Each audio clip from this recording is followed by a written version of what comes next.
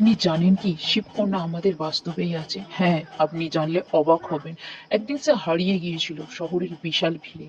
ছোট্ট একটা মেয়ে নাম গৌরী কাঁদতে কাঁদতে পৌঁছে যায় পুরানো শ্মশানে। চারিদিকে অন্ধকার কুয়াশা। সে সে বসে থাকে ভয়েতে। ধীরে ধীরে এগিয়ে আসে এক বৃদ্ধ সন্ন্যাসী, তার হাতে ত্রিশূল, গায়ে ছেঁড়া বাঘের ছাল আর এক হাতে ডুমরু। তার চোখে অসম্ভব প্রশান্তি।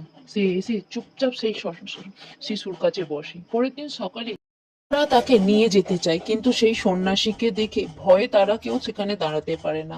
কেউ বলে পাগল, কেউ বলে জাদুঘর, এই বলে তারা পালিয়ে যায়। তার ঝড় বৃষ্টি নামে, তখন মেয়েটা দেখে সন্ন্যাসী তার জটা খুলে তার মাথায় আড়াল করে রেখেছে। এরপর কেটে যায় বেশ কিছু সময়। তারপর হঠাৎই ওই শ্মশানে এক অপার্থিব আলোর সৃষ্টি হয়, যেটা দেখার জন্য হাজারো লোক ভিড় করে। সেখানে তখন দেখা যায় একটা মন্দিরে একটা শিলা আছে, যেখানে লেখা আছে শিব কিছু বলে না, কিন্তু সে সব সময় আছে।